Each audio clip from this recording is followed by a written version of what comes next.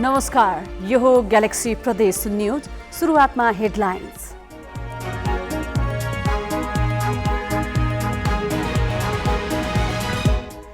लुम्बिनी प्रादेशिक अस्पतालको टेन्डर प्रक्रियाबारे छानबिन गर्न 3 सदस्यीय कार्यदल गठन। मुख्य न्यायाधिवक्ता संयोजक, प्रतिवेदन बुझाउन 15 दिनको समय। भाडा दरमा 50% सम्म छुट दिँदा समेत सिमरा सेजमा खुलेनन् उद्योग। 60% उत्पादन विदेश निर्यात गर्नुपर्ने बाध्यात्मक व्यवस्था मुख्य कारण। जाजरकोटका ग्रामीण क्षेत्रमा अझै पुगेन बिजुली। 3 वर्ष अघि विद्युत प्राधिकरण मार्फत गाउँमा पुर्याइएका पोल, सडक छेउ र खोला नालामा असरल्ल। र धनकुटा नगरपालिकामा जनप्रतिनिधिको प्रतिबद्धता अनुसार काम भएन। आर्थिक सुशासनमा पनि कमजोर। नगर प्रमुख भन्छन् काम गरेन भन्नु गलत।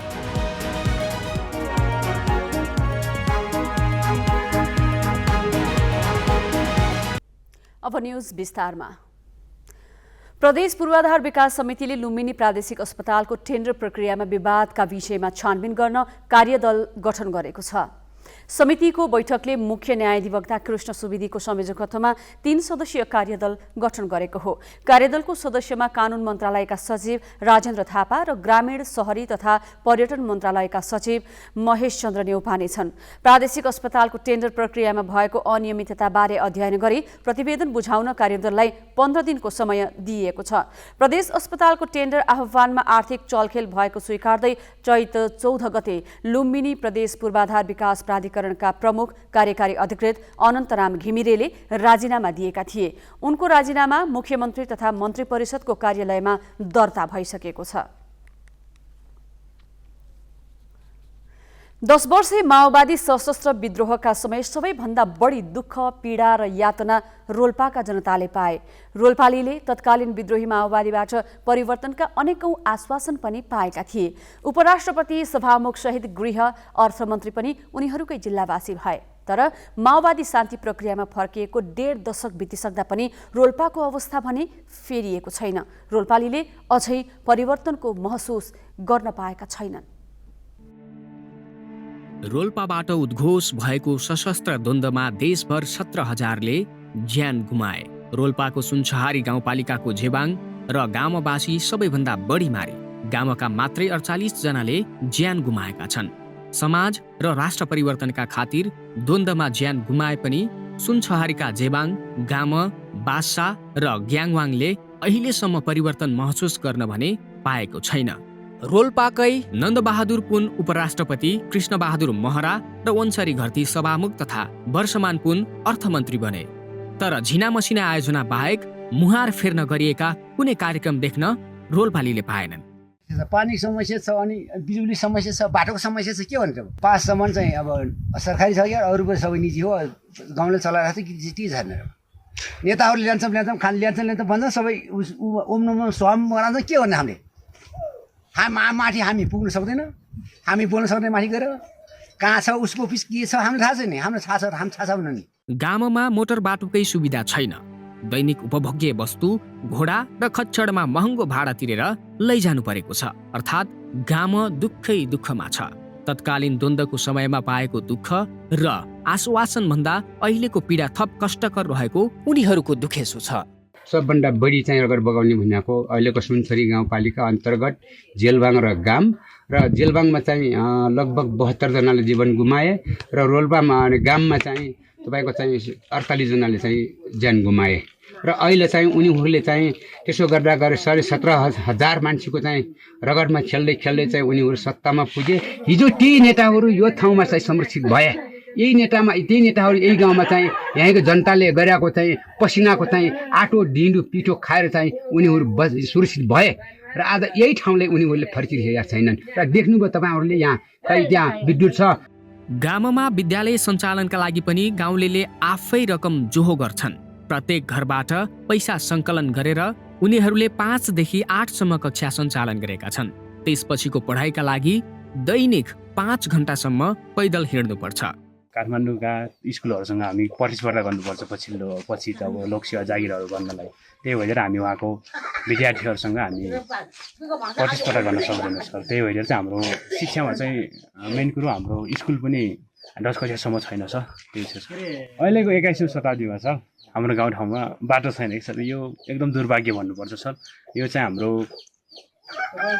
बाहिरी कामदेखि हामी लगभग 2.5 घन्टा जति नै हिँड्नुपर्छ सर, बाटो छैन सर। हामी गाडी झरिसकेपछि हामी 2.5 घन्टा जति हिँडेर चाहिँ यहाँ आइन्छ सर बल्ल घरमा। रोल्पालीलाई रोल्पामै जन्मिएर परिवर्तनका लागि युद्ध लडेका र देशको माथिल्लो निकायमा पुगेकाहरूप्रति ठूलो गुनासो छ। राष्ट्रिय राजनीतिको निर्णायक पदमा पुर्याए पनि आफ्नो दुःखमा साथ नदिएकोमा रोल्पाली आफ्नै नेतासँग सन्तुष्ट छैनन्। सबैले रोल्पालाई बेवास्ता गरिरहेको उनीहरूको गुनासो छ। ग्यालेक्सी 4K का लागि रोल्पाबाट नन्दराम खड्काको रिपोर्ट। 6 महिनादेखि पारिश्रमिक नपाएपछि इलामको हिमाल दोलखा हाइड्रो पावरका कर्मचारीले विद्युत उत्पादन नै बन्द गरेका छन्। कार्तिक महिनादेखि पारिश्रमिक नपाएपछि हाइड्रो पावरका 20 जना कर्मचारीले पावर हाउस बन्द गरेका हुन्। पारिश्रमिक उपलब्ध गराउन पटक पटक ताकेता गरे पनि व्यवस्थापनले नसुनेपछि बाध्य भएर पावर हाउस नै बन्द गरेको पीडित कर्मचारीको भनाइ छ। आयोजनाबाट 4.5 मेगावाट विद्युत उत्पादन हुँदै आएको छ। ग्यालेक्सी 4K को प्रसारण तपाईँ काठमाडौँ उपत्यकामा रेडियो ग्यालेक्सी 101.8 मेगाहर्जमा पनि सुन्न सक्नुहुन्छ। प्रदेश न्यूज जारी छ, अहिलेलाई ब्रेक।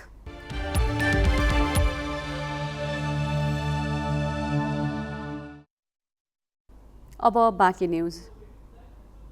भाडा दरमा 50% छुट दिँदा समेत सिमरा सेजमा उद्योग स्थापनाका लागि उद्योगी तयार भएका छैनन्। सिमरा सेजले दोस्रो पटक फागुन 15 गते भाडा दरमा 50% छुट दिने घोषणासहित उद्योग स्थापनाका लागि प्रस्ताव आह्वान गरेको थियो। कुल 68 वटा प्लटमध्ये 27 वटा प्लटमा उद्योग स्थापनाका लागि 9 उद्योगले मात्र प्रस्ताव पेश गरेको प्राधिकरणले जनाएको छ। तर ती उद्योग पनि अहिलेसम्म सम्झौताका लागि आएका छैनन्। कुल 832 बिघा क्षेत्रफल मध्ये ए ब्लकको 343 बिघा क्षेत्रफलमा 68 वटा प्लट उद्योगका लागि तयार गरिएको लामो समय भइसकेको छ।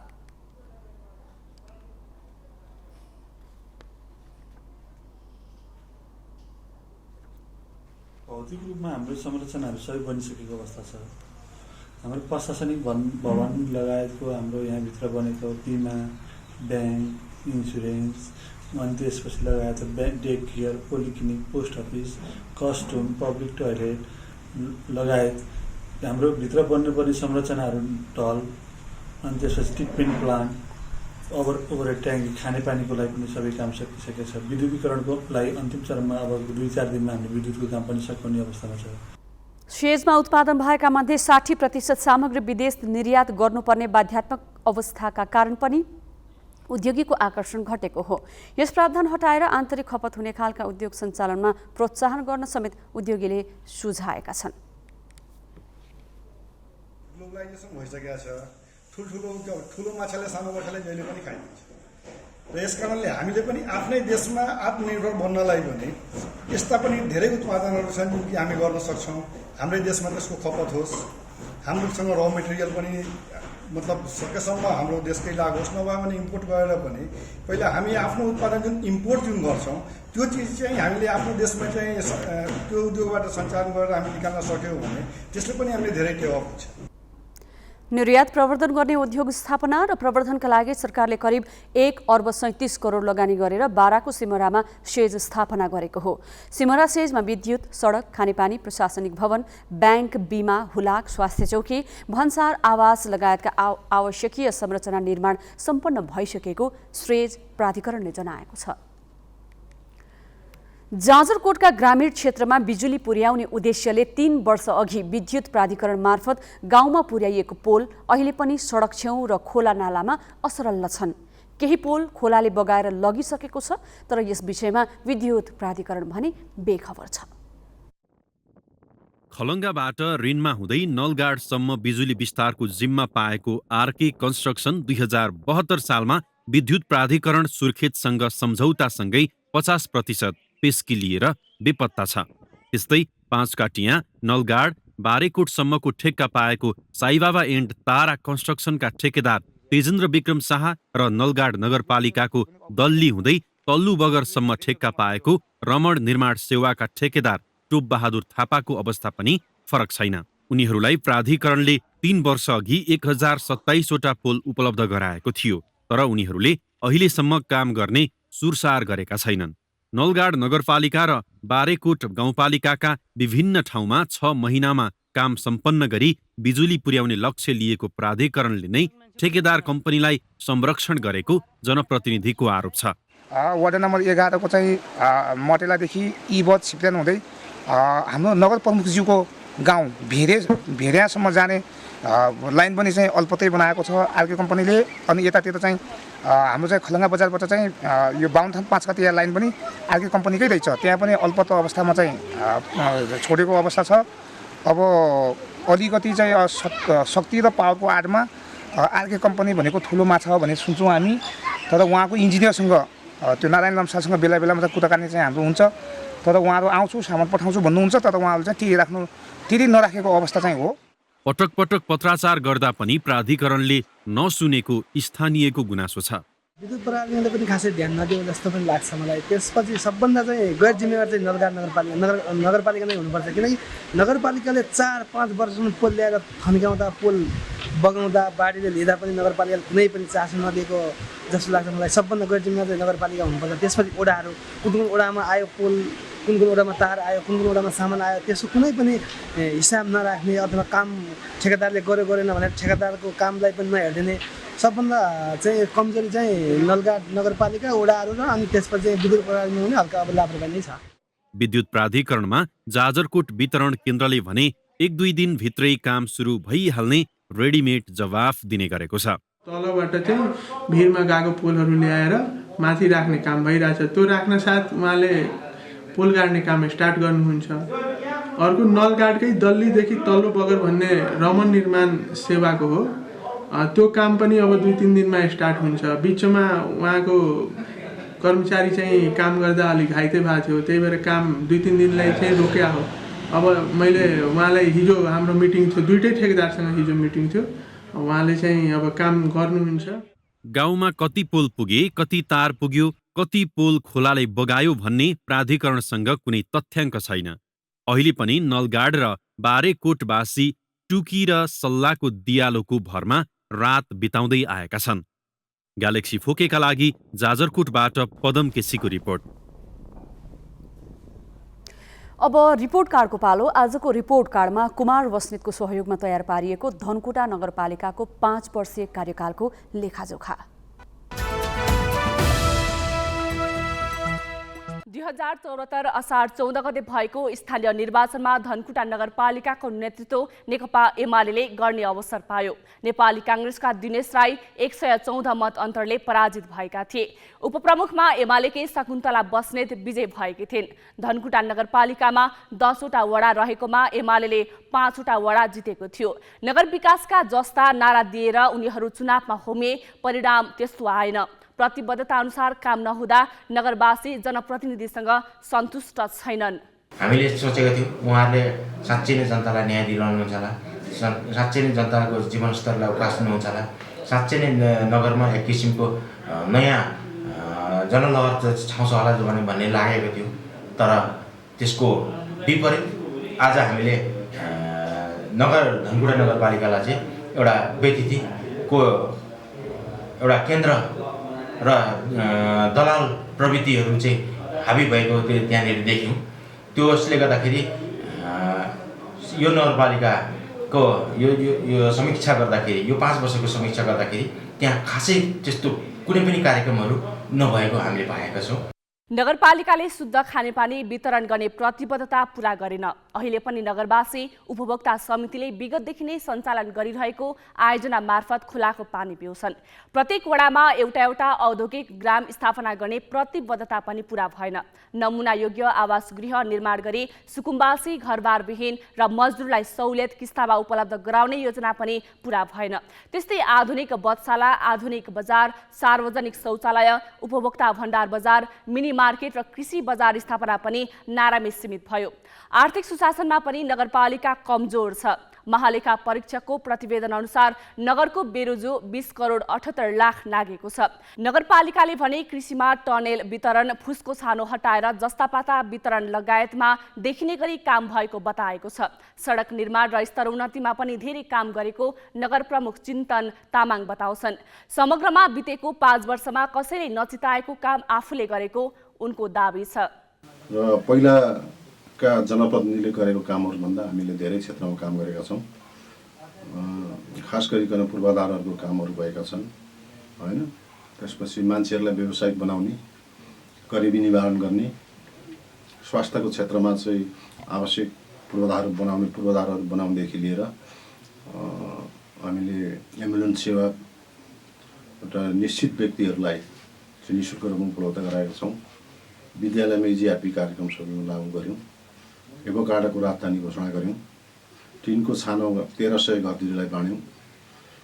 त्यस्तै धेरै अब हामीले गाईहरू बाँडेका छौँ व्यवसायिक बनाउन लाग्यो अथवा आय आर्जन होस् भनेर हामीले बाख्रा बाँडेका छौँ हैन। सुँगुर बाँडेका छौँ र केही स्वरोजगार बनुन् भनेर त्यो गरिएको छ। र व्यावसायिक ढङ्गले अगाडि बढाउनको निमित्त हामीले एउटा फर्महरूलाई हामीले दुध ढुवानी गर्नको निमित्त टेम्पोहरू किनेर दिएका छौँ।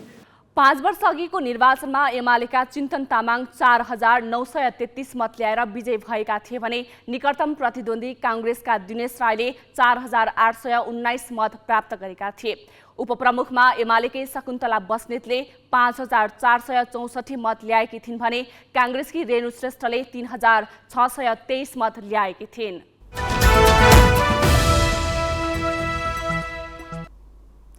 देशका विभिन्न स्थानमा भएका घटनामा 4 जनाको मृत्यु भएको छ। अछाममा भएको ट्र्याक्टर दुर्घटनामा 1 जनाको मृत्यु भएको छ। पञ्चदेवल विनायक नगरपालिका ल्याटीमा भएको दुर्घटनामा चालक भूपेन्द्र शाहीको मृत्यु भएको हो। यस्तै जनकपुरमा स्कुल बसले मोटरसाइकललाई ठक्कर दिँदा छिरेश्वरनाथ नगरपालिका महेन्द्रनगरका मनोज लामिछानेको मृत्यु भएको छ। जनकपुरमै बिहारकुण्ड पोखरीमा डुबेर धनुषाको सबैला नगरपालिकाका रघुवंश यादवको मृत्यु भएको जिल्ला प्रहरी कार्यालय धनुषाले जनाएको छ। यता नवलपुरमा भारतीय ट्रकको ठक्करबाट साइकल यात्रीको मृत्यु भएको छ। मृतकको पहिचान खुल्न नसकेको प्रहरीले जनाएको छ। ग्यालेक्सी प्रदेश न्यूज जारी छ। अहिलेलाई पुनः ब्रेक।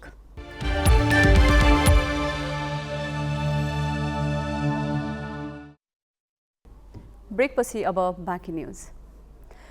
पाँचथरमा किसानलाई कृषि यन्त्र वितरण गरिए पनि सञ्चालन गर्ने सिप र मर्मत सम्बन्धी ज्ञान नहुँदा समस्या भएको छ। कृषिमा आधुनिक प्रविधिको प्रयोग गरी व्यावसायिक बनाउने लक्ष्यसहित वितरण गरिएका हाते, ट्र्याक्टर लगायतका उपकरण प्रयोग नभई लगानी खेर जाने अवस्थामा पुगेका हुन्।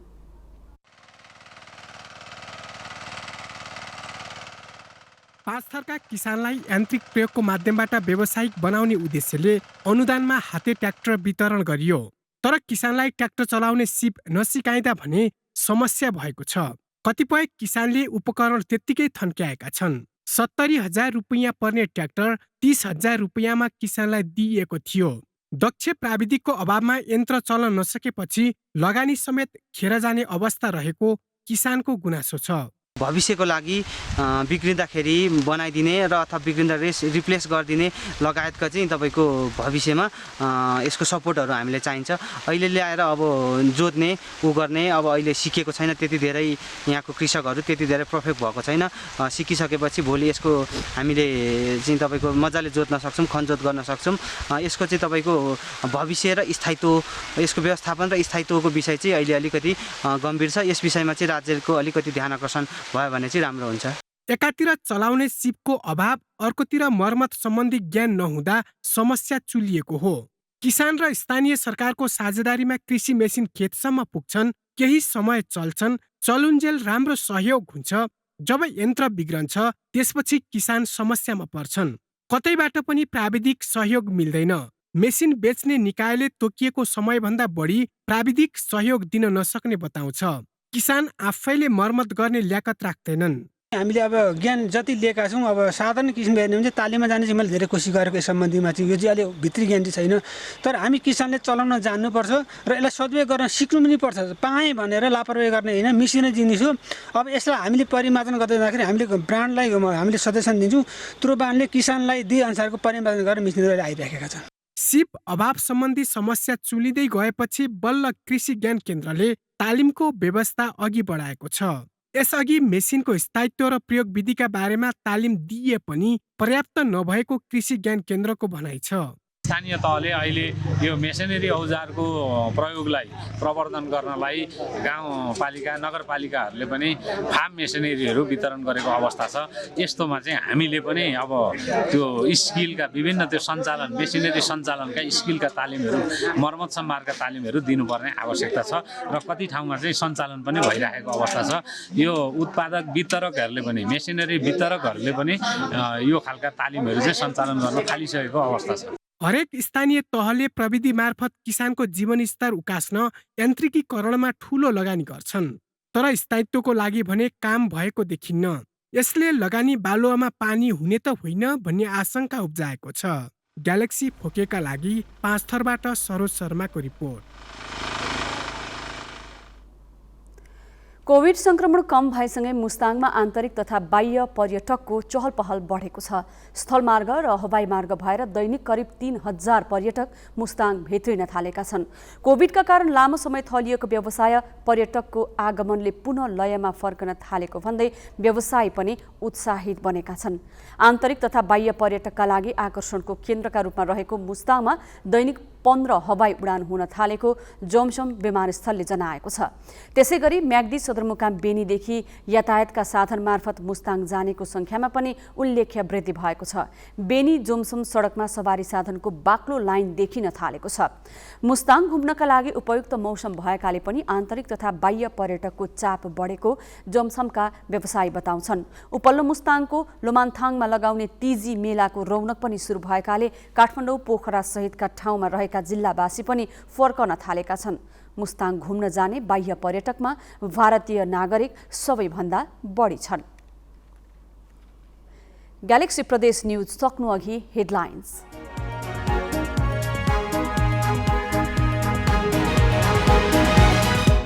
लुम्बिनी प्रादेशिक अस्पतालको टेन्डर प्रक्रियाबारे छानबिन गर्न 3 सदस्यीय कार्यदल गठन। मुख्य न्यायाधिवक्ता संयोजक, प्रतिवेदन बुझाउन 15 दिनको समय। भाडा दरमा 50% सम्म छुट दिँदा समेत सिमरा सेजमा खुलेनन् उद्योग। 60% उत्पादन विदेश निर्यात गर्नुपर्ने बाध्यात्मक व्यवस्था मुख्य कारण। जाजरकोटका ग्रामीण क्षेत्रमा अझै पुगेन बिजुली। 3 वर्ष अघि विद्युत प्राधिकरण मार्फत गाउँमा पुर्याइएका पोल सडक छेउ र खोला नालामा असरल। र धनकुटा नगरपालिकामा जनप्रतिनिधिको प्रतिबद्धता अनुसार काम भएन। आर्थिक सुशासनमा पनि कमजोर। नगर प्रमुख भन्छन् काम गरेन भन्नु गलत।